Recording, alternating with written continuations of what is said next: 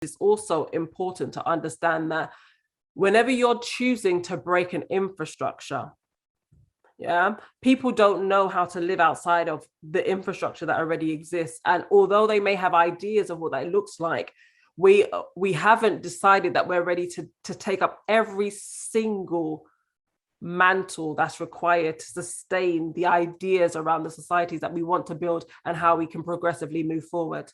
Because when we start talking about that, we start talking about banking, we start talking about healthcare, we start talking about education. And when you talk about education, people want to be able to travel around the world, to be able to get their PhDs, their degrees, their masters, their doctorates, to be acknowledged on the world stage. When you take yourself away from the world stage, what do you have to do to ensure that you have that same level of acknowledgement, that you're taking your qualifications and saying that's good enough for us, we're coming from a higher standard than anywhere else, but then you go to where the money is strongest and they're saying you have to start again, because this is what systematically happened in history, that we are learning British curriculums in our countries.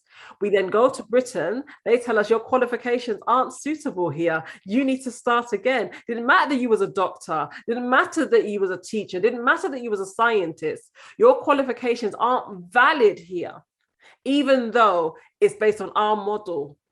Your model that we've given you on the continent of the West Indies isn't valid here.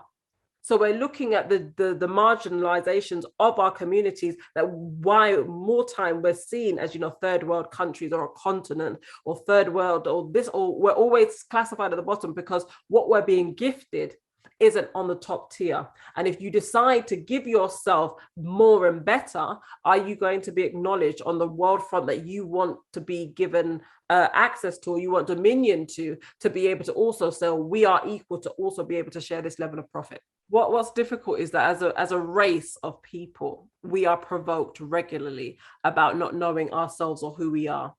And, I go back to, being Black or African. Africa is a continent. And, when you're coming from a classified country, before the 1800s, there was no name of Nigeria. There was no name of Gold Coast. There was no Egypt. There were none of those names. These names are new terms. So when we're talking about that, we're talking now about newer regions and how we address ourselves, or how we identify ourselves in a history that we can connect to, which allows us to give us some sort of rooted understanding of where we can see where our ancestors may have come from or where we belong, because we don't have the narratives that go back 400-500 years.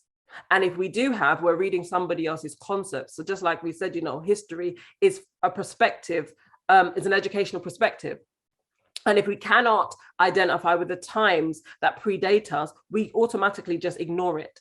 We take where we stand from, where our standpoints are, and we then bastardize the cultures that we envelop ourselves in, and we pull in different areas, different strains, food, concepts, ideas, art, strategy, things like that, and we create new culture and call it indigenous culture. When it comes down to something must be wrong with us, of course something is wrong with us, because for me, the baseline of what we have is the transatlantic slave trade, right?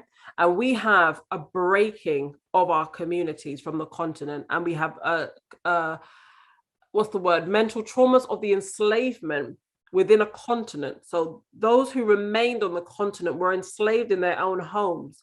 And when you look at enslavement in your own home, you're not able to see the enslavement. Those of us in the diaspora have no connective roots that we can come back to understand how to reconnect with the continent that we've been broken from. We understand that we were enslaved outside of that place we classified as our homes, but do we know how to return back? And then when we return back, we're looked at by those who remained as if we both haven't shared a similar traumatic experience just because we have left than us remaining. Because when we look at, what we classify as cultural practices, the demonization of African spirituality and African religion is something that is prevalent all over the world.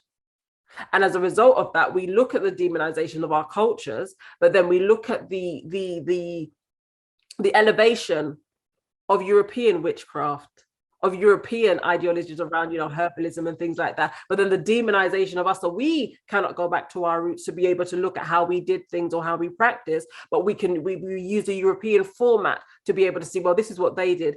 And what they did is what we should be most connected to, because we are most connected to them throughout the culture that we have shared as a result of leaving the continent. So when we come back, there's an understanding of not being able to understand ourselves, of how things have been done or how things have continually been done, because the concept of what it means to be African is something that we have been force-fed to see and understand from somebody else's lens and perspective.